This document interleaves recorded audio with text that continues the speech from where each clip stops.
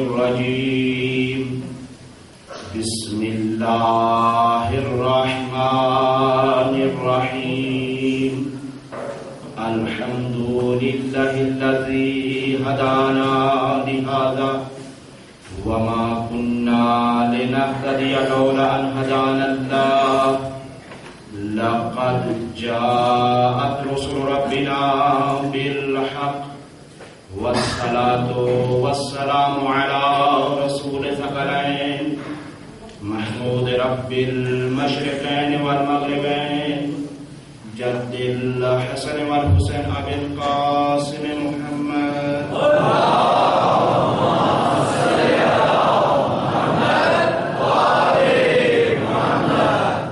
وعترته الطيبين الطاهرين المعصومين لا سيما الإمام المبين والكافر الحسين وغياث المضطر المستقيم حجة الله على المخلوقين ووارث الأنبياء والمرسلين المنتظر المهدي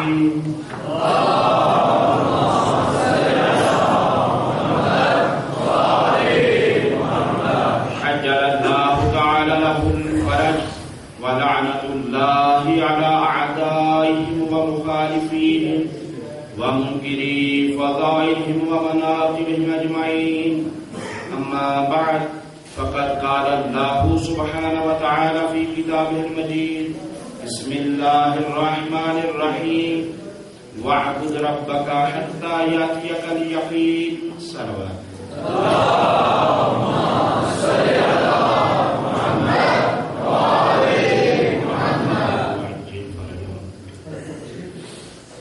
خداوند متعال سے ہمیشہ کی طرح دعا گو ہوں پروردگار عالم آپ سب کی اس مقدس ترین عبادت کو قبول فرمائے اور اسی طرح سے جہاں کہیں بھی ذکر اہل بیت ہو رہا ہے مومنین و مومنات کی پروردگار عالم کی حفاظت فرمائے. عشرہ محرم کے عنوان اور اسی کے تحت آج چوتھی مجلس سے مخاطب ہوں اور یقیناً آپ حضرات کے ذہن میں محفوظ ہے اور جس آیت مجیدہ کو تلاوت کرنے کا شرف حاصل کیا جاتا ہے اس موضوع کے لیے وہ سورہ حجر کی آیت نمبر 99 ہے. اس میں ارشاد خداوندی یہ ہو رہا ہے وَاعْبُدْ رَبَّكَ حَتَّى يَأْتِيَكَ الْيَقِينُ اپنے رب کی اتنی عبادت کر تمہیں یقین حاصل ہو رہا ہے. لہذا یہ یقین حاصل کرنے کے لیے عبادت کا ہونا ضروری ہے اور عبادت ذہنوں میں بات محفوظ ہونی چاہیے کہ عبادت فقط اور فقط وہ جو ہمارے ذہنوں میں بن چکا ہے کام فقط اسی کا نام نہیں ہے. ہاں وہ بھی عبادت ہے لیکن وہ ہی عبادت نہیں ہے. یہ جملے میں تھوڑا سا محفوظ کیجیے گا. وہ بھی عبادت ہے, نماز بھی عبادت ہے, روزہ بھی عبادت ہے, حج بھی عبادت ہے, یہ سب بھی عبادت ہیں لیکن ہی نہیں ہے, فقط یہی نہیں ہے بلکہ انسان کی ساری زندگی گناہ میں بھی گزر سکتی ہے, عبادت میں بھی گزر سکتی ہے کیونکہ انسان کی زندگی انسان کے اختیار میں ہے اور انسان کے لیے جو قرآن نازل ہوا ہے یہ قرآن عام نہیں ہے, یہ انسان کے لیے پورا ضابطہ حیات لے کر آیا ہے. یہی فرق ہے اس مذہب اسلام کا اور دیگر مذاہب کا. وہ اپنے معبد میں فقط عبادت گاہوں میں عبادت سمجھتے ہیں اور اس کے باہر وہ سمجھتے ہیں جو مرضی کریں. یہ فقط اسلام ہے کہ جو انسان کی ولادت سے پہلے سے لے کر انسان کے مرنے کے بعد تک تمام احکامات کو بیان کرتا ہے. یہ خصوصیت کس کی ہے؟ اسلام کی ہے اور اس اسلام کو پہنچایا ہے قرآن نے. ہم تک پیغام پہنچا ہے قرآن کے ذریعے سے اور یہ قرآن تنہا نہیں ہے. توجہ فرمائیں, یہ قرآن تنہا نہیں ہے. یہی وجہ ہے کہ یہ قوم کبھی نہیں کہتی کہ ہمارے لیے قرآن کافی ہے. اس قرآن کے ساتھ اب یہ ہے کہ یہ سامنے یہ حدیث مبارک لکھی ہوئی ہے اور ساتھ حوالہ بھی دیا ہوا ہے. ہمیشہ میں جب کہتا ہوں تو میں کہتا ہوں کہ میرے پاس آ کے دیکھ لیجیے گا. نہیں، یہاں یہ سامنے لکھی ہوئی ہے علی مع القرآن والقرآن مع علی. یہ پیغمبر نے آخری زندگی کے حصے میں نہیں فرمایا ہے بلکہ اپنی زندگی میں کئی بار فرمایا ہے اور مختلف مقامات پر فرمایا ہے. آپ نے دیکھا کہ قرآن کافی نہیں ہے. یعنی قرآن تنہا نہیں ہے، قرآن اکیلا نہیں ہے. علی مع القرآن والقرآن مع علی. اور اس کا حوالہ صحیح ہے کہ مستدرک میں ہے، یعنی مستدرک صحیح ہے. مستدرک اس کتاب کو کہا جاتا ہے کہ جو روایتیں صحیح مسلم اور صحیح بخاری کے اندر جمع نہ ہو سکی تھی ان روایتوں کو جس نے درج کیا، یعنی حاکم نشاپوری نے ان روایتوں کو جمع کر کے یہ ہمیں بتلایا ہے کہ یہ روایتیں بھی ہیں. اب یہ کتاب معتبر ترین اس وقت اہل تسنن برادران کی معتبر کتابوں میں سے یہ مستدرک کتاب سمجھی جاتی ہے. لہٰذا یہ حوالہ یہ بھی نہ کہا جائے کہ یہ شیعوں کا حوالہ ہے.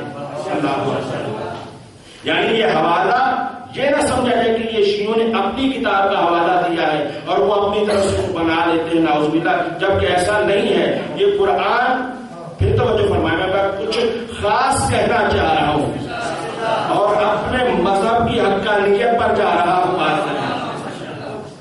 اور یہ میں نے عرض کیا تھا نا، تبلیغ سب سے پہلی یہ ہے کہ اپنے مذہب کو حق سے ثابت کرو اور ثابت بھی اس طرح سے کرو. یہ طریقہ کار یہی مناظرے کا بھی ہے اور حقیقت بھی ہے اور گلائی بھی ہے. اور طریقہ یہی ہے کہ ہمیشہ وہ بات کرو جو تمہارا مخالف بھی مانتا ہو، جو تمہارا مخالف بھی ہے وہ بھی جس چیز کا قائل ہے ہمیشہ وہ بات کر کے آپ اس کو قائل کر سکتے ہیں جس کو وہ نہیں مانتا. جیسے اب اگر کوئی کافر ہے، آپ کہیں گے قرآن میں لکھا ہوا ہے، تو کہاں سے بھائی وہ کافر ہے، قرآن کو مانتا ہی نہیں ہے، آپ اس سے قرآن کا حوالہ نہیں دے سکتے. لہذا ضروری ہے کہ اس بات کا وہ قائل ہے، جس بات کو وہ مانتا ہے وہی دلیل آپ بھی پیش کریں، تب وہ بات کا قائل ہوگا. لہذا اسی طرح سے ہم یہاں پر بھی جو کہنا چاہتے ہیں تو کیا لکھا ہوا ہے، علی مع القرآن. بہت گہری بات ہے، بہت گہری بات ہے. میں اس وجہ سے زیادہ زور دوں گا اور ابھی تک ہر ایک فرد کا میں چہرہ پڑھنا چاہتا ہوں پہلے کہ جتنی اہم بات ہے اتنی زیادہ توجہ بھی ہونی چاہیے. اور میں پہلے کہہ دوں کہ یہ میری محنت بھی نہیں ہے، یہ دیانت داری ہونی چاہیے. یہ جو ابھی میں بات کرنے جا رہا ہوں یہ میری محنت نہیں ہے، نہ یہ میرا جملہ ہے، یہ بلکہ آیت اللہ العظمیٰ وحید خراسانی کے یہ درس خارج کے یہ جملے ہیں جو میں آپ کی خدمت پیش کرنے جا رہا ہوں. لہٰذا اس وزن کو پہچانو. فرمان مولا کا ہے تو فرمان رسول کا ہے، اور رسول بھی وہ کہ جس کے بارے میں قرآن ہی کہتا ہے وما ينطق عن الهوى ان هو الا وحی یوحی. رسول وہی کہتے ہیں جو وہی کہتی ہے، رسول وہی کہتے ہیں جو وہی کہتی ہے. لہذا اس اعتبار سے دونوں باتوں میں وزن ہے. حدیث رسول کی ہے، کتاب یہ والی مستدرک ہے. یہ والی مستدرک کتاب ہمارے ان مسلمان بھائیوں کی ہے. مسلمان کا بھائی ہے، لہذا ہم ان کی بات کر رہے ہیں. لہذا مسلمان بھائیوں کی معتبر ترین کتاب کے اندر یہ روایت ہے اور کہنے والی کی جو اس کی شرح بیان کر رہی ہے وہ کوئی عام ہستی نہیں ہے، کوئی میرے جیسا ادنا طالب علم نہیں ہے. وہ الگ بات ہے کہ ہم کافی عرصہ سے آیت اللہ العظمیٰ وحید خراسانی کے درس خارج میں بیٹھ کر کچھ موتی جمع کرتے ہیں اور وہی لا کر آپ کی خدمت میں پیش کرنے کی کوشش کرتے ہیں. اب ایک پہچانیے گا ایک فقیر کی نظر کیا ہوتی ہے، ایک فقیر جب بولتا ہے تو کیا بولتا ہے. یہ نقطہ اگر آج تک آپ نے سنا ہو تو میں پورے دعوے سے کہتا ہوں آپ کو حق حاصل ہے کہ مجھے کھڑے ہو کر کہہ دے کہ یہ نقطہ ہم نے سنا ہے. جو جملہ آپ کی خدمت میں عرض کرنے جا رہا ہوں وہ یہ ہے کہ یہاں پہ لکھا ہوا ہے علی مع القرآن والقرآن مع علی. توجہ ہر بندے کی دوبارہ پھر پڑھ رہا ہوں، علی مع القرآن والقرآن مع علی، علی قرآن کے ساتھ ہے، قرآن علی کے ساتھ ہے، اول میں علی آخر میں علی۔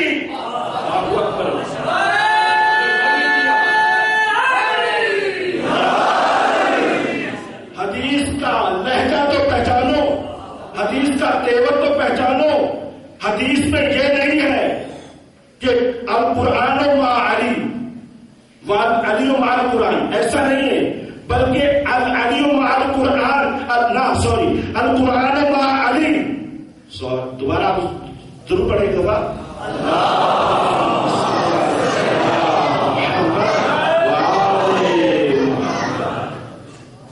علی مع القرآن والقرآن مع علی، اول میں بھی علی ہے آخر میں بھی علی ہے۔ تو یہ حدیث کا لہجہ، حدیث کا تیور کیا ایسے نہیں ہو سکتا تھا کہ قرآن مع علی وعلی مع القرآن؟ ایسا بھی ہو سکتا تھا، لیکن پیغمبر کا ہر لفظ ہر مقام پر ہونا ایک معنی رکھتا ہے، اس کی خصوصیت ہے۔ تو آپ نے پہچانا کہ اول میں بھی علی ہے آخر میں بھی علی ہے، محاط قرآن ہے، محیط علی ہے، دائرے کے اندر قرآن ہے، دائرے کے باہر علی ہے، مظروف قرآن ہے، صرف قرآن ہے، مظروف علی ہے۔ یعنی اس طرح سے آپ پہچانتے چلے جائیں کہ اول میں اور آخر میں رکھا ہے۔ تو اس کا معنی کیا ہے؟ اس کا معنی یہ ہے، توجہ چاہتا ہوں، جہاں تک آیت اللہ عظمہ وحید خراسانی کے جملے تھے، محیط اور محاط کہہ کر، اور یہ بتایا کہ اول میں بھی علی آخر میں بھی علی۔ آگے مجھ جیسے بندے حقیر طالب علم جو آگے سے استنباط کیا ہے اس کو بھی پہچانیے گا اور دیکھیے گا میری بات صحیح ہے یا غلط ہے۔ توجہ چاہتا ہوں، یہ جو کہا گیا ہے کہ اول میں بھی علی ہے آخر میں بھی علی ہے، درمیان میں قرآن ہے۔ اب یہ جو ہم کہتے ہیں کہ ہم شیعہ نے قرآن کی تحریف کے قائل نہیں ہے، اس کی وجہ کیا ہے؟ اس کی وجہ یہ ہے کہ اول میں بھی علی ہے آخر میں بھی علی ہے۔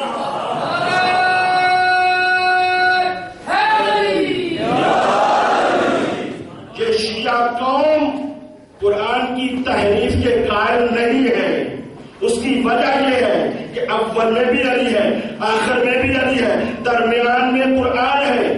لیکن اور بات کروں قرآن سے بات محفوظ کرنے کے لیے، قرآن کے بارے میں اللہ نے جو کہا ہے، نحن نزلنا ذکر فإنا لہ لحافظون، ہم نے قرآن کو نازل کیا ہے، اللہ اکبر، ہم نے قرآن کو نازل کیا ہے اور ہم ہی اس کی حفاظت کرنے والے ہیں۔ اب دنیا والوں سوچ کر بتاؤ اس قرآن کی حفاظت کیسے ہو رہی ہے؟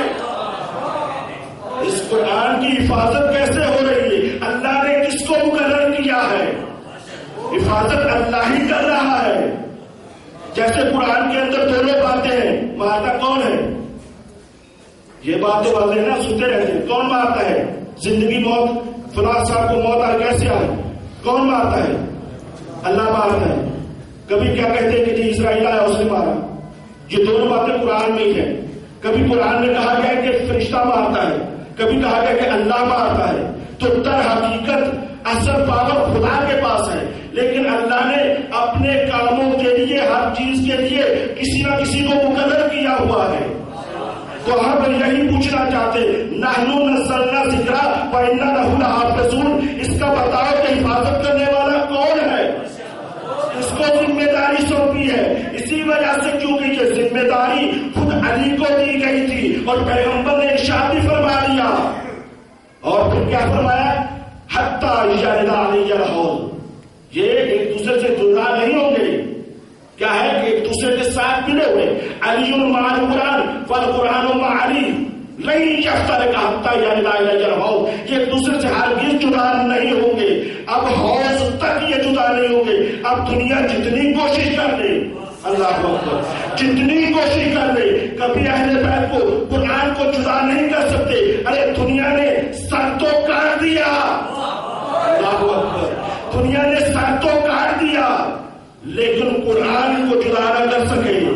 یہی وجہ ہے میرے مولا حسین نے سر کٹ جانے کے بعد بھی صحابہ سورہ کہف کی نوکے نیزہ سے تلاوت کر کے دنیا والوں کو بتایا تم سر تو کاٹ سکتے ہو لیکن قرآن سے جدا نہیں کر سکتے۔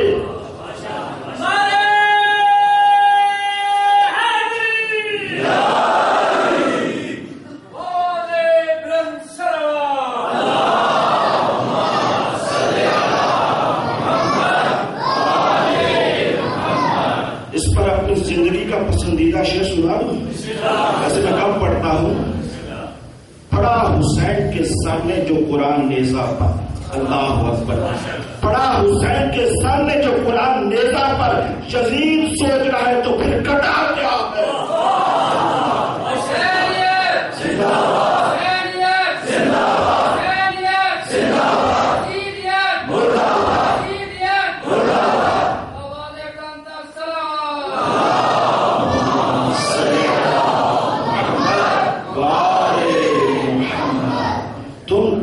سے سر کو تو جدا کر سکتے ہو لیکن قرآن کو ہم سے جدا نہیں کر سکتے.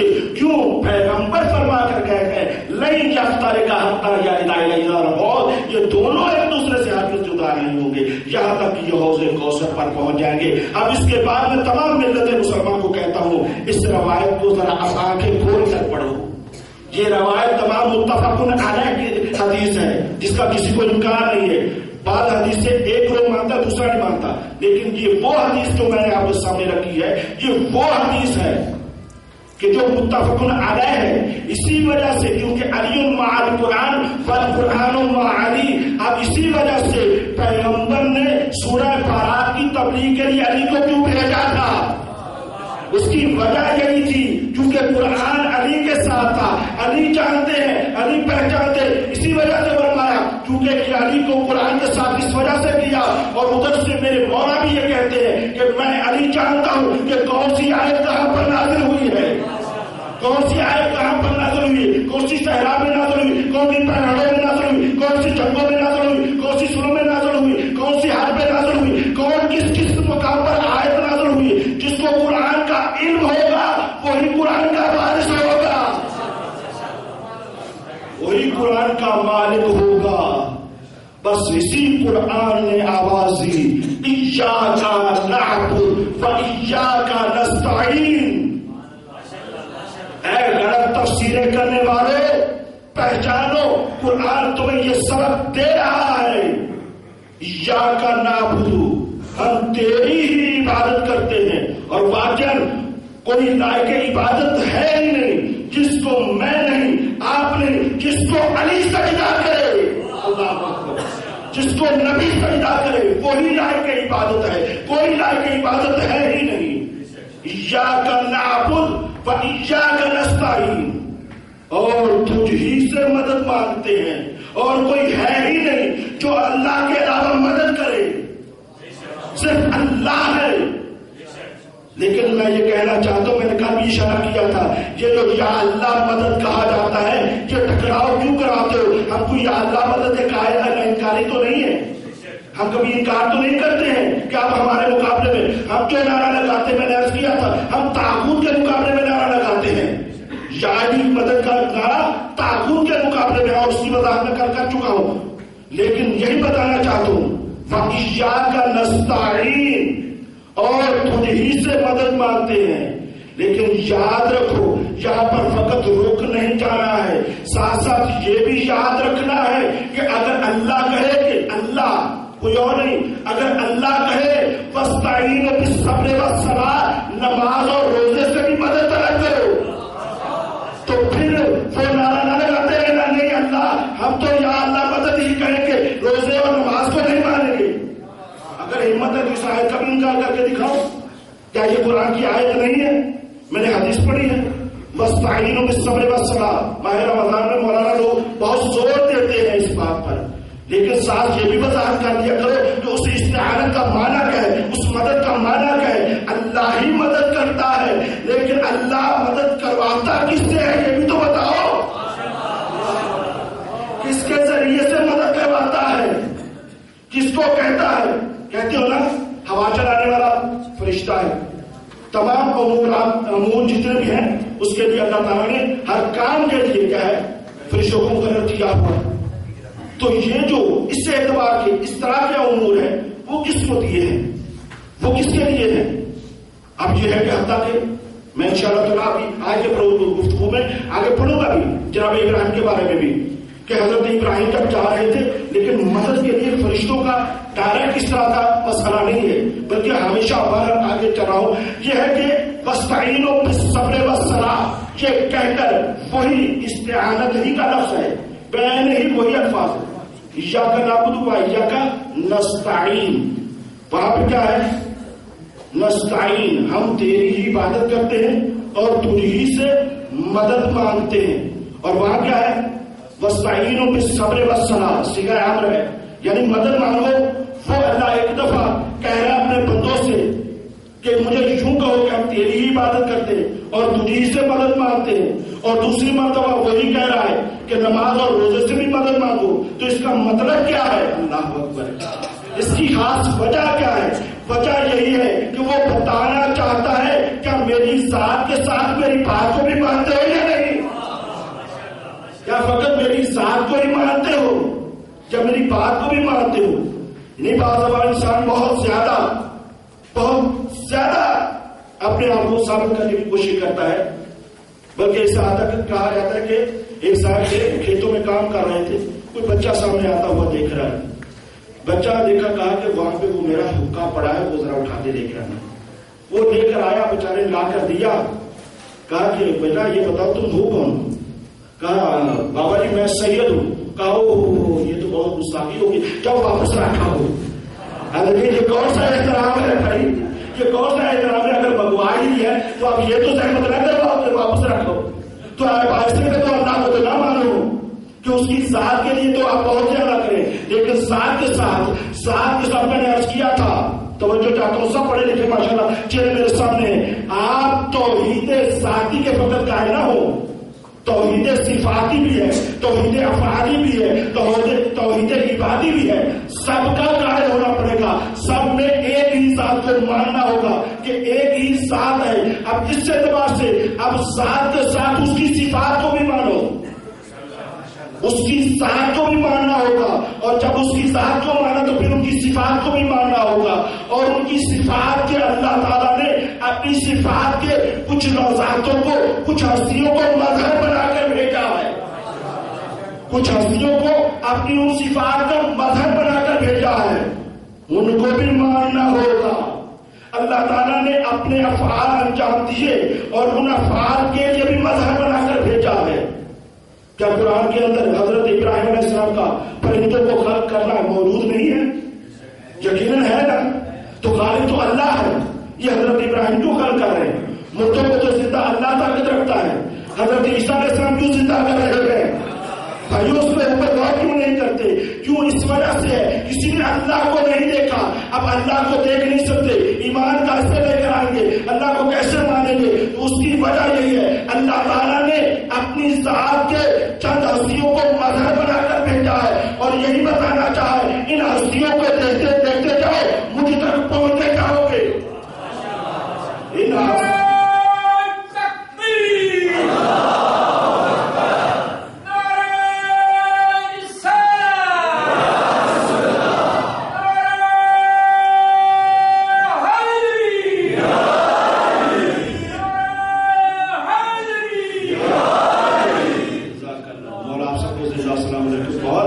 بہت شکریہ. میں تو بارہ یہی سمجھتا ہوں کہ آپ جب نعرہ لگاتے تو یقیناً مجھے خوش کرنے کے لیے نہیں، مولا کو خوش کرنے کے لیے. ہاں، کیونکہ یہ ایک خاص نیت رہے ورنہ تو چل جائے گا کام. تو بارہ ایاک نعبد و ایاک نستعین، ہم تیری ہی عبادت کرتے ہیں. ہمارے موضوع میں بات ہے، ہم تیری ہی عبادت کرتے ہیں، ہم تجھی سے مدد مانگتے ہیں. اور کوئی ذات دوسری اس وقت تک مدد کر نہیں سکتی جب تک اس پر تسلط نہ ہو، جب اس پر حاکم نہ ہو، جب تک اس پر کنٹرول نہ ہو، اس وقت تک اس کی مدد کی ہی نہیں جا سکتی. اسی کنٹرول کا نام ہے ولایت، اسی اختیار کا نام ہے ولایت. اب پہچانو کہ میں نے موضوع کیوں رکھا تھا عبادت اور ولایت. یہ جو قرآن میں آپ پانچوں نمازوں میں 10 مرتبہ کم سے کم یہ پڑھتے ہو ایاک نعبد و ایاک نستعین، پہچانو عبادت اور ولایت کے درمیان ہو. اگر عبادت کر لی ولایت کو چھوڑ دیا، اللہ اکبر، اگر عبادت کر لی ولایت کو چھوڑ دیا تب بھی مکمل نہیں. اور برائے نام اگر ولایت پکڑ لی، ناراض بھی نہیں ہونا لا، اگر برائے نام ولایت پکڑ لی تو عبادت کو چھوڑ دیا تب بھی نہیں ہے. اب لوگوں کا کچھ مزاج بھی ہے کہ محبت کی ضرورت نہیں ہے، لہذا بس عبادت ہی کافی ہے. مودت وہ پورا اپنا موضوع ہے، لیکن یہ کیا ہے کہ مودت، یہ تھوڑی سی آواز ہو سکتی ہے اس کی، بہت کھینچ رہا تھا. سلوات پڑھنا.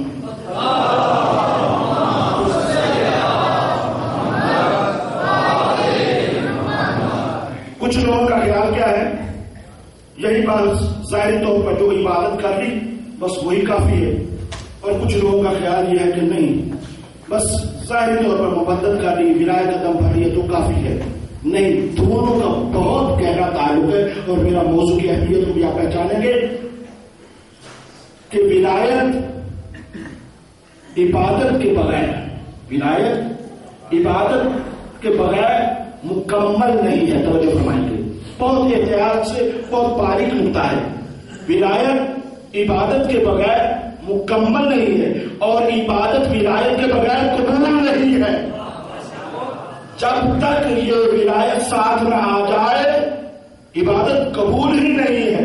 اور میں روایت انشاءاللہ تعالیٰ پیش کروں گا، آپ اس سے محروم ہوں گے. پر اتنی بات کہنا چاہتا ہوں کہ اس ولایت کا اختیار کیا ہے، کنٹرول کیا ہے، کتنی پاور ہے. جب انسان عبادت کی معراج پر پہنچتا ہے تو اس کا نتیجہ کیا ہوتا ہے، اتنی زیادہ پاور ملتی ہے، اتنا ہی زیادہ کنٹرول ملتا ہے. اب اس کا نتیجہ کیا ہے؟ جناب ابراہیم ہے. حضرت جناب ابراہیم کے لیے جب انہوں نے پورا واقعہ چھوڑ دیا، سب آپ ماشاءاللہ پڑھے لکھے ہیں، واقعہ یقیناً ذہن میں ہے، لیکن مجھے کسی جو موقع پر پہنچنا ہے وہ یہ ہے کہ جب حضرت ابراہیم علیہ السلام نے بتوں کو توڑا تو بتوں کو توڑنے کے بعد جو کام کیا وہ یہ کیا کہ جو گلہارا تھا وہ بڑے بت کے گلے میں لٹکا کے چلے گئے. اب ایک تو یہ ہے کہ بہرحال تبلیغ کا طریقہ جو ہوتا ہے نا وہ بھی پہچاننا چاہیے کہ تبلیغ کیسے کی جاتی ہے. نفسیات سے کھیلا جاتا ہے تبلیغ کا سب نفسیات کا. اب دیکھیں کہ ہمارے بزرگ نے کہا کہ جب جاتے ہو تو تبلیغ کا ایک طریقہ یہ ہے. دیکھیں آپ میں سے کوئی بھی، آپ تو الحمدللہ مجھے نظر بار میں آج رہے نمازی ہیں، لیکن کہیں پر بھی جاتے ہیں آپ نماز کی رٹ لگاتے ہیں تو کیا آپ کو نہیں پتا ہوتا کہ نماز ہے یا نہیں؟ یقیناً معلوم ہوتا ہے، لیکن آپ کی گفتگو کے اندر تاثیر وہ ہونی چاہیے، انداز وہ ہونا چاہیے کہ وہ جانتے تو ہیں لیکن عمل سے بھی قاصر ہیں. آپ کی گفتگو کے اندر ایسا انداز ہونا چاہیے، آپ کا ایسا طریقہ ہونا چاہیے کہ وہ بے نمازی نمازی ہو جائے. اب یہ طریقہ تبلیغ ہوتا ہے. اب اسی طرح سے حضرت ابراہیم علیہ السلام نے بھی چاہیے تو یہ تھا کہ سارے بت توڑ دیتے، اور بڑے بت کو پہلے توڑنا چاہیے تھا. ایسا ہی ہوتا ہے، سب سے پہلے تو اس کو توڑنا چاہیے تھا، لیکن نہیں، بڑے بت کو سامنے چھوڑ دیا اور چھوٹے چھوٹے جتنے بت تھے وہ سارے کے سارے توڑ دیے. جب توڑ دیے وہ لوگ آئے واپس. قرآن کا واقعہ ہے، قرآن کا واقعہ، یہ قصہ کہانی نہیں ہے، قرآن کا واقعہ ہے. اور قرآن جو ہے لوگوں کو سبق سکھانے کے لیے یہ قرآن واقعات کو بیان کرتا ہے. اب جب واپس لوٹ کر آئے لوگ تو لوگوں نے کہا کہ کس کا ہے کام؟ تو کسی نے بڑھ کر کہا کہ یہ اس کا ہے جو ہمارے بتوں کو برا کہتا ہے. یہ اسی نے کہا ہوگا یہ ابراہیم کا کام ہے. کہا اچھا بلاؤ. اب جب حضرت ابراہیم علیہ السلام کو بلایا اور کہا کہ یہ بت تو نے توڑے ہیں، یعنی سوری یہ میرے الفاظ ہیں، کہا یہ خداؤں کو تو نے توڑا ہے. وہ کون ان کے؟ کہا یہ خداؤں کو تو نے توڑا ہے. پہلا جو ضرب لگائی ہے ان کے دماغ پر، پہلا جملہ یہی کہا ہے کیا خدا ٹوٹ گیا؟ یعنی یہی کہنا چاہتے ہیں جو خدا ہوتا ہے کبھی ٹوٹتا نہیں ہے. خدا ان کو بناؤ، کسی کو مانے تو ان کو جو کبھی ختم نہ ہو. تو بس یہ ہے کہ پہلی ضرب یہی لگائی. کہا کہ نہیں تو نے ہی توڑا ہے. کہا کیسے؟ کہا کہ ایسے ہے کہ بڑے بت وہاں پہ کھڑے ہیں اور باقی چھوٹے چھوٹے سارے بت توڑ دیے گئے ہیں، تو یہ تم نے توڑے ہیں. کہا کہ نہیں، دنیا کا یہ رواج ہے، بڑے ہوں گے، بڑے صاحب ہوں گے. اس نے کہا ہوگا کہ بھی جاؤ کوئی سگریٹ پانی مجھے بھی لا کر پلاؤ، کچھ کام کہا ہوگا، چھوٹوں نے انکار کر دیا ہوگا. تو کیا ہے کہ یہ زبان حال ہے، قرآن کے الفاظ نہیں ہے، یاد رکھیے گا. یعنی زبان حال یہی کہ کام کہا ہوگا. اور کیا ہے کہ انہوں نے، کیونکہ مجھے بہت احتیاط سے بار بار کہتے ہیں میری ہر بات کا حوالہ ہے تو کہیں اس بات میں یہ نہ کہیں کہ یہ تو قرآن میں نہیں تھا، اپنی طرف سے زبان حال بھی ہوتا ہے نا، کچھ سمجھانا چاہتے ہیں. کیا ہے کہ ایسا کہا ہوگا. اور کیا ہوگا کہ انہوں نے انکار کیا ہوگا. حضرت ابراہیم علیہ السلام نے یہ جب کہا کہ بڑے بت کو غصہ آیا ہوگا اور اس نے چھوٹے چھوٹے بت سارے توڑ دیے ہوں گے. کہا کہ نہیں، وہ تو کسی کو ایسا کر ہی نہیں سکتے. تو ان کے ضمیروں کو چھوڑ کر کے کہا کہ پھر ان کے بارے میں ان کو خدا کیوں مانتے ہو؟ نہ وہ کسی کو نفع دے سکتے، نہ نقصان دے سکتے، نہ کسی کو وہ نقصان پہنچا سکتے، نہ نفع دے سکتے، نہ وہ اپنا دفاع کر سکتے. ان کو خدا مان رہے ہو. اب چاہیے تو یہ تھا کہ جب ضمیر کو دیکھیں لجاجت ہوتی کیا ہے. جہالت اصل کہتے کسے ہیں؟ میں نے کل کہا تھا نا کہ جہالت ایک دفعہ علم کے مقابلے میں، لیکن ہمیشہ علم کے مقابلے میں نہیں ہے، بلکہ عقل کے مقابلے بھی ہے. عقل کے، اور ہماری جو اصول کافی جو معتبر ترین کتاب ہے، پہلا چیپٹر یہاں سے شروع ہوتا ہے، عقل و جہل، یہ پہلا چیپٹر ہے.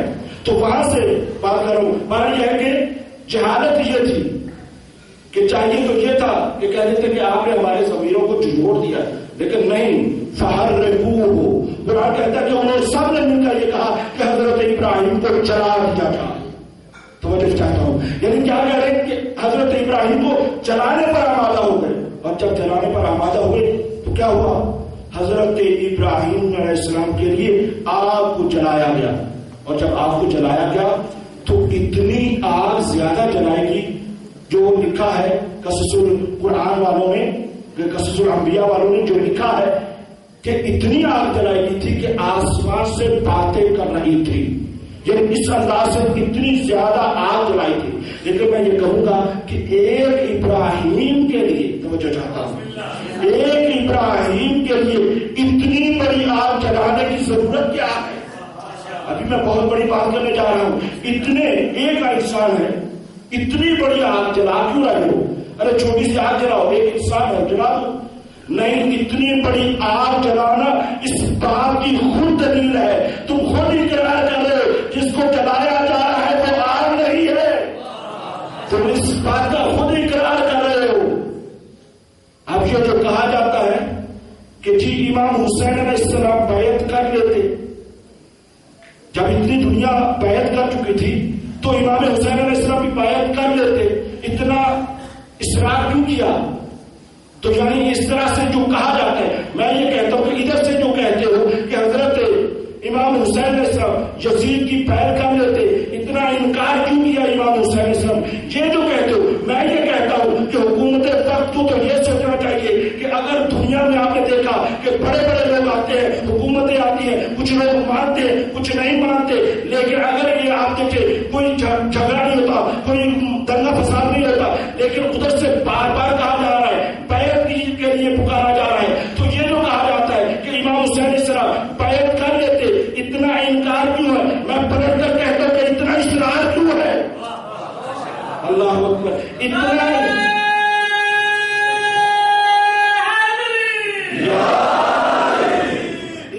اصرار کیوں کیا جا رہا ہے حسین بیعت کرے؟ اس کی وجہ یہ ہے کہ یزید کو باطل تھا، لیکن اتنا ضرور جانتا تھا کیونکہ حسین صاحب ولایت ہے، اور جب تک اللہ کی ولایت کا نمائندہ میری بیعت نہ کر لے میری حکومت چل ہی نہیں سکتی. تو جانتا تھا، اسی وجہ سے اتنا اصرار کر رہا تھا. اور بس آگے بڑھتا ہوں. جناب ابراہیم علیہ السلام کے لیے آگ کو روشن کیا گیا. اب مسئلہ کیا ہے؟ اب آگ جب روشن ہوگی، اب ایک پرابلم یہ سامنے آئی کہ اب حضرت ابراہیم علیہ السلام کو کیسے جلایا جائے. اب یہ ہے کہ اگر کہا جائے کہ آگ میں چلے جاؤ، آگ میں کود جاؤ، تو حضرت ابراہیم جائیں گے نہیں، کیونکہ اپنے قدموں سے چل کر تو نہیں جائیں گے. اور اگر یہ کہا جائے کہ ساتھ کچھ لوگ لے کر جائیں، تو جو لے کر جائیں گے وہ واپس نہیں آئیں گے. اب مشکل آئی نا. اب دیکھو کہ مومنین، اگر جب آپ کا مشکل آتی ہے نا تو آپ کیا کہتے ہیں؟ یا علی مدد. آپ کی مدد کے لیے علی ہے. اور جب دشمن خدا ہوتے ہیں تو ان کی بھی مدد کے لیے کوئی ہے، اس کا نام ہے شیطان. وہ بھی آ کر ان کی مدد کرتا ہے. یہاں اس کو ہم کہنا چاہتے ہیں کہ تم ایک کو مانتے ہو ایک کو نہیں مانتے. یہ ہو نہیں سکتا کہ شیطان کے نمائندے، اور شیطان تو لوگوں کی مدد کرے لیکن رحمان کا نمائندہ مدد نہ کرے، یہ ممکن نہیں ہے. لہذا بہرحال یہ ہے کہ ادھر والے صاحبان ایمان خدا کے نمائندے کو پکارتے ہیں، اور جو دوسرے ہیں وہ ادھر طاغوت کے نمائندے کو پکارتے ہیں. پر شیطان آگے آیا، کہا کہ مشکل وقت ہے تمہارے، میں آسان کر دیے دیتا ہوں. تم یہ سمجھ رہے ہو کہ اس طرح سے نہیں جلایا جائے گا. ایسا کرو کہ حضرت ابراہیم کو منجنیق میں رکھو اور اس کو گھما کر آگ میں ڈال دو. اب منجنیق میں رکھا گیا اور گھمایا گیا، اور گھما کر جب حضرت ابراہیم علیہ السلام کو آگ کی طرف پھینکا جا رہا تھا، توجہ چاہتا ہوں، جب آگ کی طرف پھینکا جا رہا تھا، ادھر سے جناب ابراہیم منجنیق سے نکل چکے ہیں اور ادھر آگ میں جا رہے ہیں. ایک دفعہ عالم ملکوت میں ہر چلنا چاہتی ہے. اے رب جلیل، تیرا ایک بندہ ہے جو اس پورے عرض پر ہے، جو تیرا نام لے رہا ہے. اگر آگ کو چل کر مر گیا تو تیرا نام لینے والا کوئی نہ ہوگا. یہ حضرت ابراہیم کا کہنا تھا کہ ایک مرتبہ کہا کہ اچھا جاؤ، اگر تمہاری مدد تمہیں قبول کرے، اگر تیری مدد تمہیں قبول کرے تو جاؤ. اب قرآن یہ کہتا ہے کہ حضرت ابراہیم علیہ السلام موت کے جب منہ میں جا رہے تھے، ایک مرتبہ جناب ابراہیم کی اور جناب ابراہیم کی اس آگ اور منجنیق کے درمیان میں ملاقات ہوتی ہے. قرآن نے کہا، اس وقت حضرت ابراہیم نے کہا، اللہ کا حاجت، اے ابراہیم کوئی حاجت ہے؟ اللہ اکبر. خاموش ہو گئے میرے بھائی،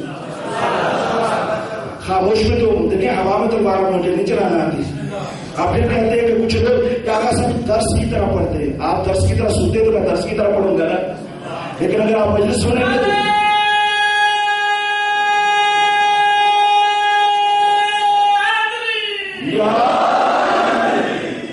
جزاک اللہ.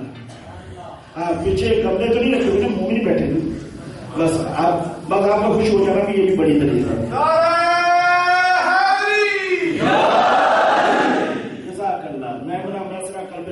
الحمدللہ سب بیدار ہیں، کیونکہ ولایت کی بات ہو رہی ہو، عبادت کی بات ہو رہی ہو، ولایت کی بات ہو رہی ہو تو مومن خاموش کیسے رہ سکتا ہے؟ اور میں نے کل بھی عرض کیا تھا، اور ابھی کی انعام دینا بہت بڑی عبادت ہے. ذاکر یا خطیب کو خوش کرنے کے لیے نہیں کہ چلے وہ بھی مفتی حوصلہ افزائی ہو جائے، نہیں، میرے اوپر یہ احسان نہیں کریں. اگر آپ کو علی سے پیار ہے تو خود ہی نام لے لیا کریں. تو بہرحال یہ ہے کہ حضرت ابراہیم علیہ السلام منجنیق سے نکل چکے، آگ میں جا رہے، اور کتنا مشکل وقت ہے. آپ اندازہ کر سکتے کہ جس کے اوپر موت کا اثرات طاری ہو چکے ہوں، تو یہ ایسے موقع پر حضرت ابراہیم پوچھ رہے ہیں، اے ابراہیم اللہ کا حاجہ، اے ابراہیم کوئی حاجت ہے، کوئی ضرورت ہے؟ آپ سوچ کر بتاؤ. اگر کہیں کہ نہیں ہے ضرورت، جبکہ ضرورت ہے، اور اس سے بڑھ کر اور کیا ضرورت ہو سکتی ہے؟ انسان موت کے منہ میں جا رہا ہے اور پھر کہے کہ نہیں. اور اگر یہ کہہ دے کہ مجھے ضرورت ہے تو امتحان میں کامیاب نہیں ہوتے، کیونکہ یہ امتحان ہے حضرت ابراہیم کا. کتنا مشکل وقت ہے، کتنا مشکل سوال ہے، اللہ اکبر. لیکن اس وقت بھی جناب ابراہیم اپنے ذہن کو ثابت کر رہے ہیں کہ دیکھو، نبی کا ذہن کبھی خراب نہیں ہوتا، نبی کے ذہن پر کوئی اثر نہیں ہوتا. موت کے منہ میں جا رہا ہوں، نہ جانے امت کو کیا ہوا، نبی کو ہلکا سا بخار ہوا تو کچھ کہہ دیا. لیکن ادھر سے کیا ہے، حضرت ابراہیم علیہ السلام آگ میں جا رہے، لیکن جب کہا گیا اللہ کا حاجہ، کوئی حاجت ہے، لیکن جناب ابراہیم نے کہا اما الیک فلا، حاجت تو ہے لیکن تجھ سے نہیں.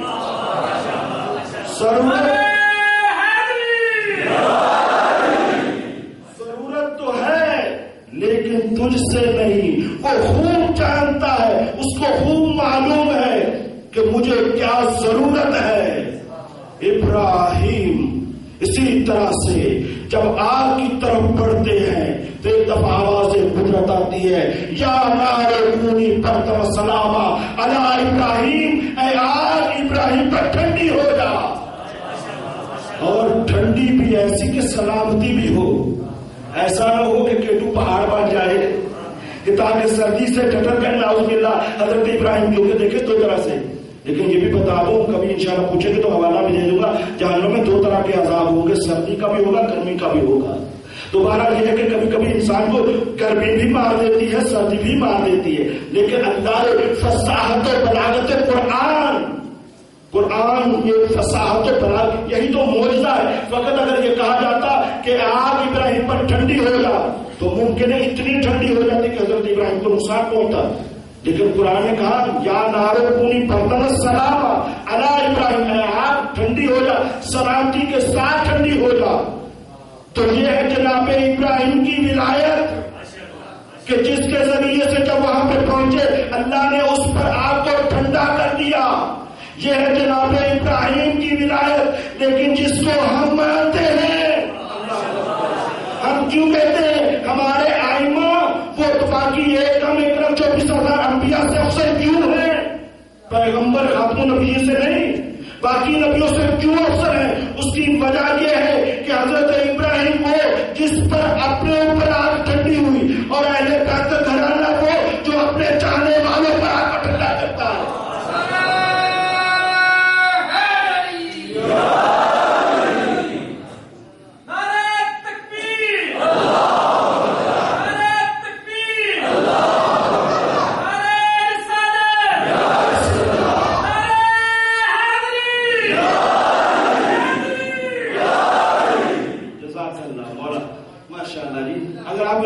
ساتھ سہارا دیتے رہیں گے تو بہت آگے کی بات بڑھتی رہے گی. تو کیا ہے حضرت ابراہیم علیہ السلام کا واقعہ آپ نے سنا. آپ دیکھیں بعض ذاکرین بھی ہمارے جملے پڑھتے ہیں لیکن اس کے فوراً کسی ذاکر بیچارے مسکین سے چن کر فوراً اس کا انکار نہ کر دیا کرو.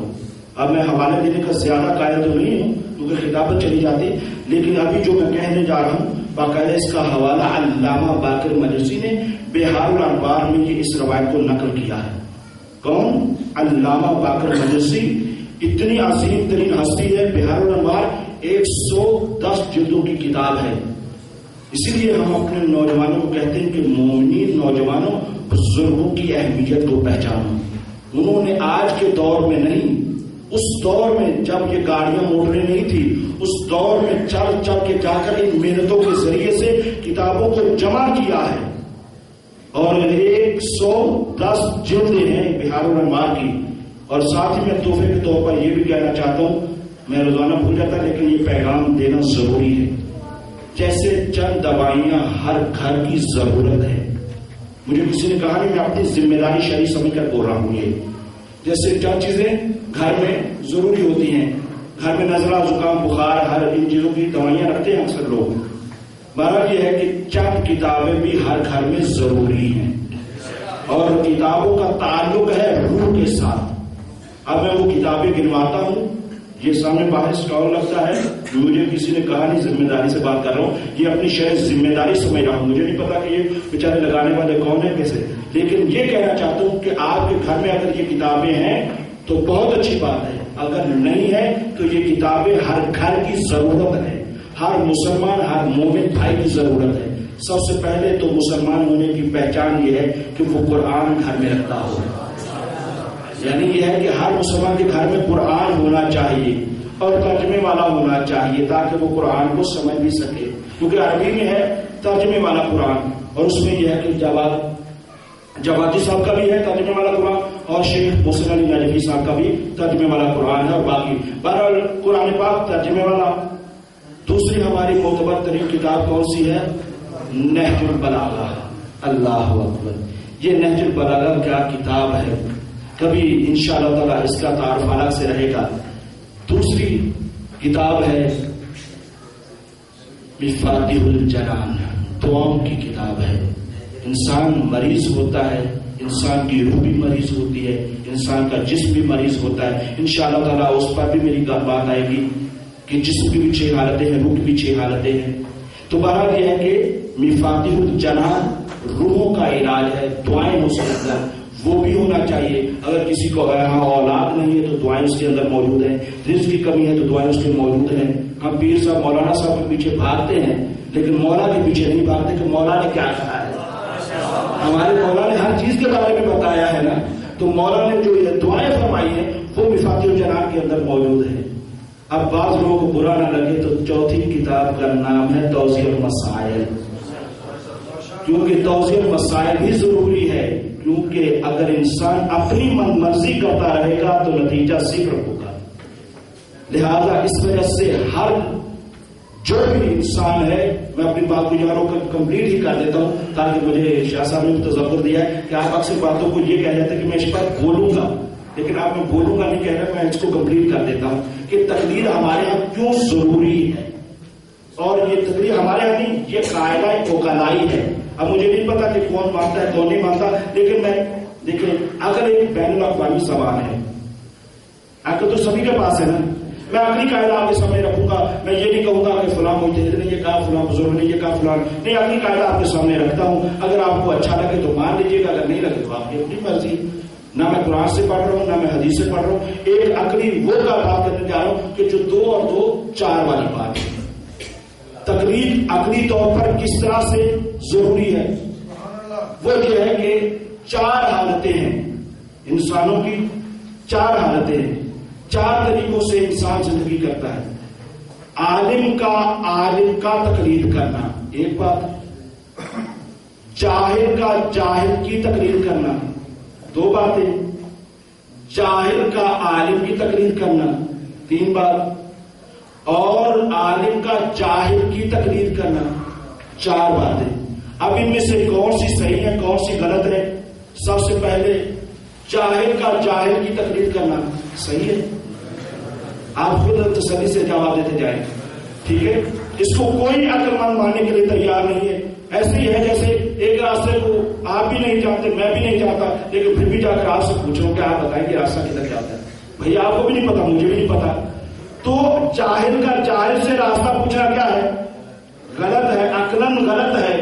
چھوٹے سے چھوٹی جس کے پاس تھوڑی سی بھی عقل ہے وہ کہے گا غلط ہے. اور اگر عالم کا عالم سے راستہ پوچھنا یہ بھی غلط ہے. بھائی آپ کے اوغلا کیا کرتے ہیں؟ اس کو منطق میں کہتے ہیں تحصیل حاصل. جو آپ چیز آپ کے پاس پہلے موجود ہے آپ پھر اسی کو حاصل کر رہے ہیں، ٹھیک ہے نا. جیسے آپ کو پتا ہے کہ یہ راستہ اس طرف سے مثلا فرض کریں بازار کو جاتا ہے، آپ پھر پوچھیں گے؟ نہیں پوچھیں گے نا. آپ اس راستے سے آگاہ ہے، عالم ہے، لہذا عالم بھی کبھی دوسرے عالم سے نہیں پوچھتا. اب یہاں سے وہ بات واضح ہو جاتی ہے کہ ایک مجتہد دوسرے مجتہد کی کیوں تقلید نہیں کرتا. یہ بھی ایک اعتراض کیا جاتا ہے کہ سب ایک ہی کیوں نہیں ہو جاتے. اس کی وجہ یہ ہے کہ وہ خود عالم ہے دوسرا عالم ہے، لہذا عالم کا عالم کی تقلید یہ بھی عقلاً صحیح نہیں ہے. اور بدترین یہ ہے، اور بدترین کے ساتھ اتفاق سے دنیا میں اور ہمارے ہاں ہو بھی یہی رہا ہے. بدترین یہ ہے کہ عالم کا جاہل کی تقلید کرنا. سب سے بدترین یہ قسم بنتی ہے. کتنی قسمیں بنائی ہیں؟ 4 ہے. جاہل کا جاہل سے تقلید کرنا، عالم کا عالم سے تقلید کرنا. لیکن ان میں سے بدترین کیا ہے؟ کسی عالم کا جاہل کی تقلید کرنا. اور افسوس کے ساتھ کہنا یہ پڑتا ہے کہ ہمارے معاشرے میں یہ زیادہ ہوتا ہے. لیکن اگر اوغلا کا قاعدہ کیا ہے؟ پیچھے بچتی ہے ایک ہی قسم، وہ یہ ہے کہ جاہل کا عالم کی تقلید کرنا. اب جو بھی فقہی احکام میں اگر وہ اتنا عالم ہے کہ وہ تمام کتابوں کو اچھی طرح سے پڑھ سکتا ہے، سمجھ سکتا ہے، روایت کو جانتا ہے، سند کو جانتا ہے، اس کے معانی کو جانتا ہے، علم بیان کو جانتا ہے، علم کلام کو جانتا ہے، اس کے ناسخ و منسوخ کو جانتا ہے، سب ان قیود کو، ان باتوں کو، یعنی 25-26 علمی سبجیکٹ ہیں جن کے اوپر اگر وہ اسپیشلسٹ ہے تو وہ خود مختار ہے. اس کو کوئی نہیں کہتا کہ وہ تقلید کرے. دیکھیں علماء نے کبھی کسی کو نہیں کہا کہ پوری قوم سب کے اوپر نہیں. تو تقلید کس کے لیے وہ ضروری ہے؟ صرف ایک کے لیے، وہ کہ جو مسئلے کو نہیں جانتا، یعنی جاہل عالم کی طرف رجوع کرے. تو بس اس سے اتنا میرے خیال میں جواب مل چکا ہے کہ تقلید کا جو کنسپٹ پایا جاتا ہے وہ کہاں سے ہے؟ یہ سیرہ اوغلائی ہے. دیکھیں کہ ڈاکٹر صاحب بھی ماشاءاللہ تشریف لا چکے ہیں. آپ میں سے دیکھیں کہ اگر اتنا ہم میں سے جب کوئی مریض ہوتا ہے تو کہاں جاتا ہے؟ ڈاکٹر کے پاس. جب ڈاکٹر کی کتابیں لکھی ہوئی نہیں پڑی گھر میں مل سکتی نا، بازار میں مارکیٹ میں چلے جائیں ہر طرح سے کتابیں. کیوں ڈاکٹر کے پاس ہی جاتا ہے؟ جب انسان مریض ہوتا ہے ڈاکٹر کے پاس جاتا ہے، جسم مریض ہوتا ہے ڈاکٹر کے پاس جاتا ہے، روح مریض ہوتی ہے اپنی مرضی سے جاتا ہے. روح بھی تو مریض ہوتی ہے. میں نے عرض کیا کہ جسم کی بھی 6 حالتیں ہیں، روح کی بھی 6 حالتیں ہیں. میں پڑھوں گا کل، لیکن آج صرف اتنی آواز کرتا ہوں. جسم کی 6 حالتیں یہ ہے: جسم یا خواب میں ہے یا جاگ رہا ہے، یعنی یا سو رہا ہے یا جاگ رہا ہے. جسم یا مریض ہے یا صحت مند ہے. جسم یا مردہ ہے یا زندہ ہے. یہ باقاعدہ میرے مولا نے بتایا ہے. علامہ رشید ربانی نے اپنی شام غریبہ میں اس جملے کو پڑھا تھا، لیکن حوالہ نہیں دیا تھا. میں حوالے کے ساتھ بات کر رہا ہوں. حضرت امام علی علیہ السلام نے فرمایا ہے جسم کی 6 حالتیں ہیں. کون سی؟ یا بیمار ہے یا تندرست ہے، یا زندہ ہے یا مردہ ہے. یا سو رہا ہے یا جاگ رہا ہے. کہا کہ جسم کے ساتھ ساتھ روح کی بھی 6 حالتیں ہیں اور ان 6 حالتوں کا باقاعدہ علاج ہے. پر اب وقت نہیں ہے لیکن میں انشاءاللہ تعالی اس کو ذکر کروں گا. تو اسی طرح سے جیسے جسم کی 6 حالتیں، اسی طرح سے روح کی بھی 6 حالتیں ہیں. اور اسی طرح سے جب روح مریض ہوتا ہے تو مریض روح کا جو ہوتا ہے اس کو ڈاکٹر روحانی کے پاس جانا چاہیے. اسی کو ملت تشیع کی زبان میں اور ایمان کی زبان میں مجتہد کہتے ہیں، فقیہ کہتے ہیں. کیونکہ واحد ہم ہیں. جیسے ہمارے نبی جب اس دنیا سے پردہ فرما کے جا رہے تھے تو ہمیں بے سہارا نہیں چھوڑ کر گئے تھے، اسی طرح سے جب ہمارے امام پردہ غیبت میں گئے تو ہمیں بے سہارا نہیں چھوڑ کر گئے، ہمارا انتظام کر کے گئے ہیں. تو بہرحال بات یہاں سے چلی تھی کہ چند کتابیں ہر گھر کی ضرورت ہے. اگر ان میں سے کوئی کتاب بھی نہیں ہے تو میں سمجھتا ہوں کہ یہ بہت بڑی کمی ہے. اس ضرورت کو پورا کیا جائے. اب دوہرا دیا جائے. سب سے پہلے کون سی؟ دوسرے شاباش ماشاءاللہ نمبر 4 لے رہے ہیں. پورا مجمع فل نمبر ہے، جزاک اللہ. اور اس کے بعد مفاتیح الجنان. اور چوتھی چیز جس کو ہم نے عقلی طور پر ثابت کیا، اس کے علاوہ قرآن سے بھی ثابت ہے، حدیثوں سے بھی ثابت ہے، لیکن میں نے کہا کہ کسی کو اعتراض بھی نہ ہو جس کی سند ضعیف ہے، اس کا معنی وہ ہے. یہ تو عقلی قاعدہ ہم نے آپ کے سامنے رکھا ہے. اگر آپ سب اپنے آپ کو اتنا زیادہ عالم سمجھتے ہیں تو بالکل تقلید نہ کریں، بلکہ حرام ہو جاتی ہے ایک عالم اور دوسرے عالم سے تقلید کرنا اگر وہ عالم ہے. لیکن اگر عالم نہیں ہے، مسائل کو نہیں جانتا ہے، ان 24-25 علوم پر وہ اسپیشلسٹ نہیں ہے، تو پھر اس کے اوپر تقلید واجب ہو جاتی ہے. عقلاً شرعاً اپنے مقام پر ہے، عقلاً واجب ہے.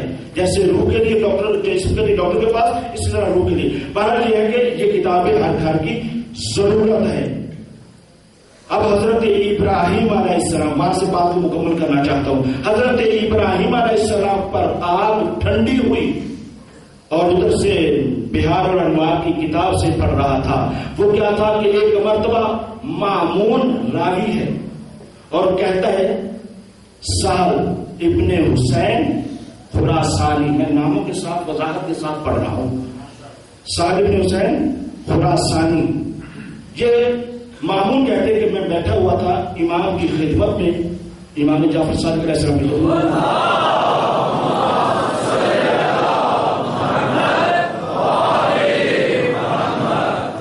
ایک مرتبہ یہ خراسانی امام کی خدمت میں حاضر ہوا اور آ کر سلام عرض کیا، اور سلام عرض کرنے کے بعد کہتا ہے کہ یبن رسول اللہ، آپ قیام کیوں نہیں کرتے، آپ کھڑے کیوں نہیں ہو جاتے اپنے حق کے لیے، جبکہ خراسان کے اندر 1,00,000 صاحبان تلوار حاضر ہیں.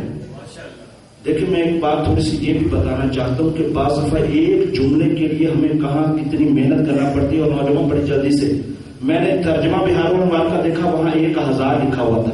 اصل نسخہ بہار الانوار کا عربی کا دیکھا تو وہاں لکھا ہوا تھا 100,000. 100 یعنی 100، 1000 یعنی 1000، یعنی 1,00,000. اصلی متن میں کیا ہے؟ 1,00,000. بعض دفعہ ہمیں ایک چیز کے لیے، اس کے لیے مولانا صادق حسن صاحب ایک جملہ کہتے ہیں کہ ایک مجتہد ایک مسئلے کی طے کے لیے 30، 35، 40 سال لگا لیتا ہے، اور ہمارا نوجوان 40 سیکنڈ میں نہیں لگاتا اور کہہ دیتا ہے یہ تو مجتہد مولانا اپنی بات. کتنا دکھ ہوتا ہے کسی کی محنت. آپ یوں سمجھے کہ آپ اپنے بچے کو ڈگریوں کے لیے باہر اعلیٰ تعلیم کے لیے بھیجیں، جب وہ واپس آ کر کہیں کہ اس کا یہ علاج ہے، اس کی یہ بات ہے، تو آپ کہیں کہ یہ تو آپ کی اپنی بات ہے. دکھ ہوتا ہے. بہرحال میں یہ عرض کیا کہ ہمیں کہاں سے کس طرح سے اصلی نسخے کے اندر یہ روایت ہے کہ 1,00,000 میں روایت کے لفظ ہے کہ 1,00,000 تلوار ہے جو آپ کی مدد کے لیے ہے، لہذا آپ قیام کیوں نہیں کرتے. اتنے میں ابھی یہ بات کی تھی کہ امام جعفر صادق علیہ السلام کی ایک کنیز تھی جس کا نام تھا حنیفہ. حنیفہ خاتون کو یہ کہا کہ جاؤ اور تنور کو روشن کرو. تنور کو روشن کیا، آگ اتنی بھڑکی، اتنی تیز ہوئی کہ اس کے جو کنارے، یہ روایت پہ آنے ہی پڑھ رہا ہوں، اس کے کنارے دیکھیں کہ جب پہلے آگ آتی ہے تو سرخ ہوتی ہے، جب اس کی شدت زیادہ ہو جائے تو سفیدی میں تبدیل ہو جاتی ہے. لہذا روایت کے جملے یہ ہے کہ وہ سفیدی میں اس کے کنارے تبدیل ہو چکے تھے. اتنی زیادہ آگ بھڑک چکی تھی اس تنور کے اندر، اور اس کے بعد فرمایا امام نے اے خراسانی جاؤ اور اس تنور کے اندر کود جاؤ. اس تنور کے اندر چلے جاؤ. جب یہ کہا فوراً کہنے لگا یا ابن رسول اللہ معاف کر دے, مجھ سے غلطی ہو گئی, میں نے آپ کو غلط مشورہ دے دیا, لہٰذا مجھے یہ نہیں کہنا چاہیے تھا. کہا ایمان ہے, اچھا بیٹھو, اللہ اچھا بیٹھو, کوئی بات نہیں. بات کر رہے تھے, ابھی یہ بات کر رہے تھے کہ اتنے میں مکے کا ایک چاہنے والا آیا جس کا نام ہارون ہے. ہارون مکی آیا. روایت کے جملے یہ ہے کہ ہاتھوں میں چپل تھی, اور سادہ لوگ بیچارے ہوتے ہیں, مولا کے چاہنے والے اکثر سادہ ہی ہوا کرتے. مولا کا خاص چاہنے والا ہے, خاص سادہ طبیعت کا مالک ہے, ہاتھوں میں چپل لٹکائے ہوئے آ رہا ہے. ابھی سامنے آیا اور آنے کے بعد کہا السلام علیکم یا ابن رسول اللہ. یہ سلام کا ادب بھی لوگوں سے سیکھے. سلام کرنا ہے تو کیسے کرنا ہے. کہا السلام علیکم یا ابن رسول اللہ, اے فرزند رسول ہمارا سلام ہو. جب یہ کہا نا سلام ہو, ادھر سے ابھی آیا ہی ہے, تو چاہیے تو یہ تھا نا, پہلے کہتے تھے چائے پانی سناؤ یہ وہ, فوراً کہا کہ اے ہارون مکی جاؤ تنور میں کود جاؤ, جاؤ اور تنور کے اندر کود جاؤ. فقط یہ اس کے بعد یہ جب کہا تو یہ ہے کہ اس نے یہ پلٹ کر نہیں کہا کہ میں جا کر اپنے گھر والوں کو بتا دوں. آپ ہوتا بھی یہی ہوتا نہیں کہ میں پہلے گھر بتا کے آ جاؤں پھر میں بالکل آپ کے ساتھ ہوں, لیکن پتا ہے کہ گھر جائیں گے تو کون کون واپس آئے گا. تو بہرحال یہ بات تو اپنی جگہ پر ہے ہی ہے, لیکن یہ ہے کہ جو ہی کہا امام نے وہ فوراً گیا اور جا کر تنور میں کود گیا. اب ادھر سے کود گیا, ادھر سے امام علیہ السلام متوجہ ہوئے ہیں اور خراسان سے سناتے کہتے اور گپ شپ سناؤ, جو سے حالات سناؤ وہاں کے خراسان کے کیا حالات ہیں. اب یہ ہے کہ حالات بتانے لگے. اب یہاں سے روایت نہیں ہے, لیکن یہ اتنا سوچ رہا ہوگا اب تو اس کا جسم جا چکا ہوگا, اب تو اس کی ہڈیاں جا چکی ہوں گی, اب تو وہ کیسے پٹاخہ مارا, یہ ہو رہا ہوگا, پتہ نہیں کیا کیا سوچ رہا ہوگا. اب ایسے مسائل سوچتا چلا جا رہا ہوگا نا. لیکن یہ ہے کہ ادھر سے امام نے جب گفتگو حال کرسی کر لی اور اس کے بعد فرمایا اے ہارون, اے خراسانی, جاؤ اور جا کر دیکھو تنور میں کیا ہو رہا ہے. اٹھو جاؤ جا کر دیکھو تنور میں کیا ہو رہا ہے. یہ کہتا ہے ہارون, یہ کہتا ہے خراسانی کہ میں گیا, میں نے جا کر دیکھا ہارون مکی وہاں پہ تو سانو بیٹھے ہوئے اور آرام سے بیٹھے ہوئے اور بہت سکون کے ساتھ بیٹھے ہوئے. اس نے اٹھ کر مجھے سلام کیا تو اب آپ نے پہچانا. اب ادھر سے سلام کرنے کے بعد یہ شخص واپس آتا ہے اور واپس آنے کے بعد کہا امام نے اے خراسانی ذرا یہ بتا خراسان میں ہمارے اتنے ایسے چاہنے والے کتنے ہیں.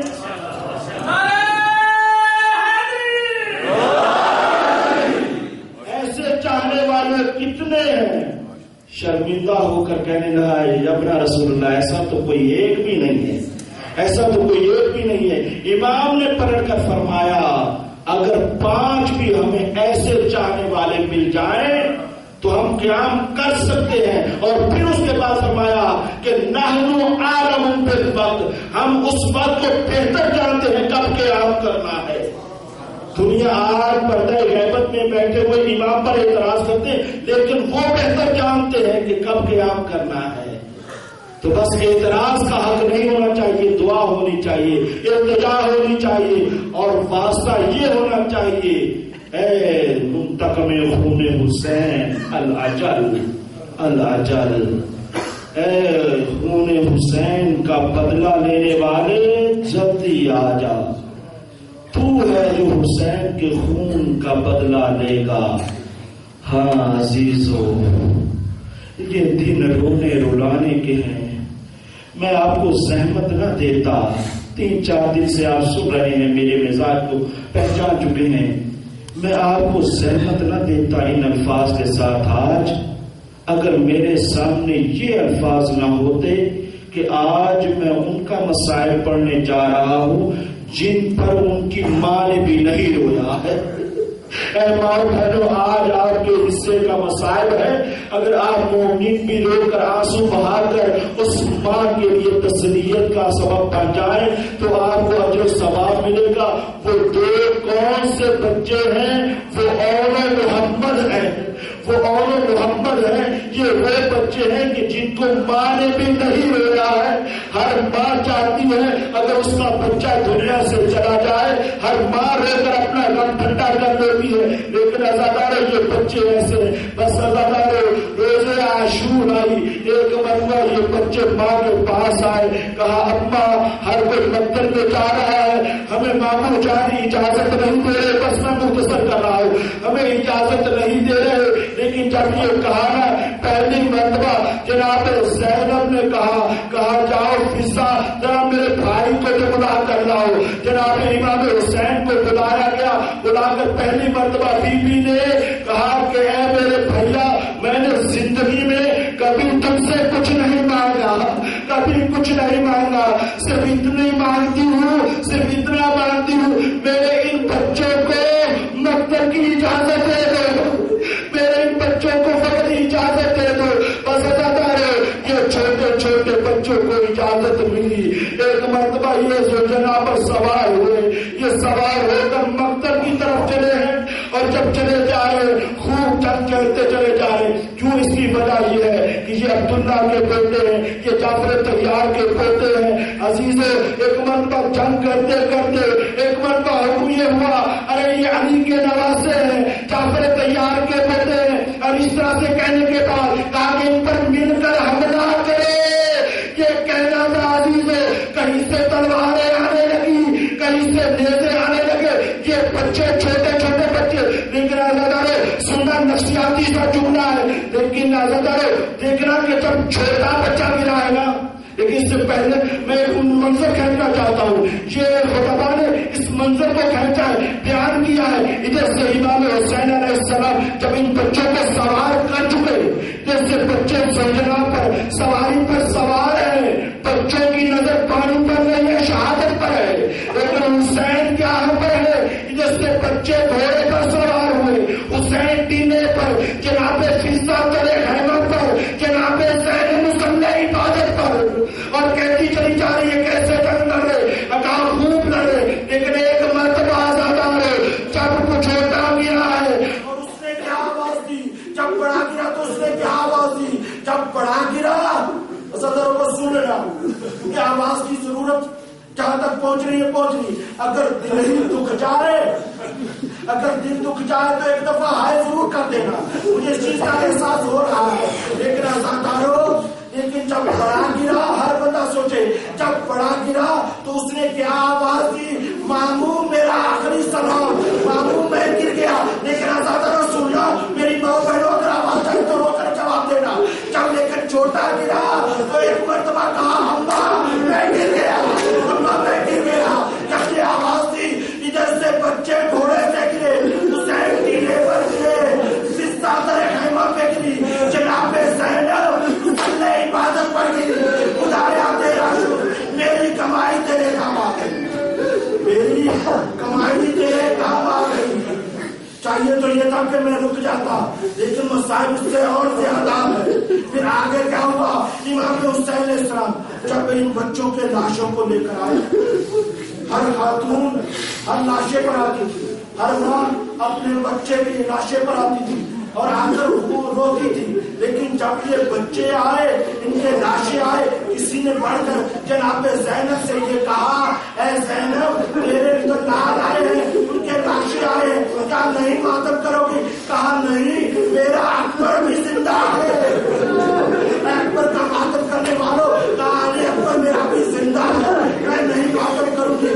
اگر آپ نے سنا وہاں نے ماتم نہیں کیا، 11 محرم آئی قیدی ہوئی، کاش آواز سب تک پہنچ رہی ہوتی، اس منظر کو سوچتے، ایک قیدی ہوئی، ہر لاش پر رو رہے ہیں، لیکن سامنے بیٹوں کی لاش آئی، بیٹی نہیں روئی، قیدی ہو کے کوفہ میں آئی، سب پر رویا جاتا رہا لیکن نہیں روئی، اس کے بعد شام کے زندان میں بیوی قید شام کے زندان میں ہے، بیوی ہر کا ماتم کرے لیکن نہیں روئی، عزاداروں کیسے رہا ہوئی، شہداء کے سر آنے لگے، ایک کا سر آ رہا ہے، کبھی علی اکبر کا سر آ رہا ہے، کبھی قاسم کا سر آ رہا ہے، کبھی عباس کا سر آ رہا ہے، اور جب یہ اولو محمد کے سار آئے سب کے سر میں پڑھ کر آگے لیے جا رہے تھے. جب اولو محمد کے سار آئے جب کسی نے پڑھ کر آگے نہ لیا تو وہاں شام کی بیٹھی ہوئی ایک عورت نے کہا کیا ان کی ماں مر گئی ہے؟ کیا ان کی ماں مر گئی ہے؟ کوئی سر لینے والا نہیں ہے. ادھر سے جواب آیا نہیں ماں زندہ ہے لیکن اکبر کا ماتم کرے گی, عباس کا ماتم کرے گی, حسین کا ماتم کرے گی. آپ نے سنا شام سے رہا ہو کر واپس آئی کربلا میں آئی چہرم کیا کربلا میں قبر پر آئی لیکن نہیں روئی. مجھے نہیں معلوم تاریخ خاموش تھی کہ یہ ماں کیسی ماں ہے نہیں روئی. واپس مدینے آئی مدینے کے باہر کھڑے ہو کر کہا مدینہ تک چلتے نا لا تک مدینہ اے مدینے زینب کو قبول نہ کر. اے مدینے مجھے زینب کو قبول نہ کر. اے مدینے زینب لٹ کر آ گئی ہے. زینب کا دامن خالی ہے. زینب کے پاس کچھ نہیں ہے. ارے میرا اکبر مارا گیا ہے, میرا ناصر مارا گیا, میرا عباس مارا گیا. میں حسین کے بغیر آئی ہوں, میں لٹ کر آئی ہوں. یہ مدینہ تھا چک دینا لا تک پڑی کہ شاید مجھے قبول نہ کر. مجھے نہیں معلوم کیا سی مصیبتیں آئی ہوگی لیکن ازادر اس کے بعد آئی آ کر بھائی کے گھر میں آئی وہاں پہ رکی. لیکن ازادر ابھی کچھ دن گزرے تھے. ایک مرتبہ جناب عبداللہ آئے بس آگے جملے صدر جناب عبداللہ آئے اور آنے کے بعد کہا اے بیوی گھر کو چلو بیٹیاں گھر میں اکیلی ہے. ارے بچیاں گھر میں اکیلی ہے. آپ جانتے ہیں جن گھروں میں بچیاں ہوتی ہیں ماں کی کتنی ضرورت ہوتی ہے. لیکن یہ زینب ہے جو عبادت کو بچا کے آ رہی ہے, جو ولایت کو بچا کے آ رہی ہے. سردار اس کے بعد ایک مرتبہ بیوی اپنے گھر میں آئی. ارے سامنے تو چھوٹے چھوٹے بستر نظر آئے. ایک مرتبہ زینب کا دل بھر آیا. کہا میرے بچوں ارے زینب کو معاف کر دینا. زینب ماتم نہ کر سکی, اب زینب ماتم کرے گی, زندگی بھر ماتم کرے گی, ماتم کرتی رہے گی.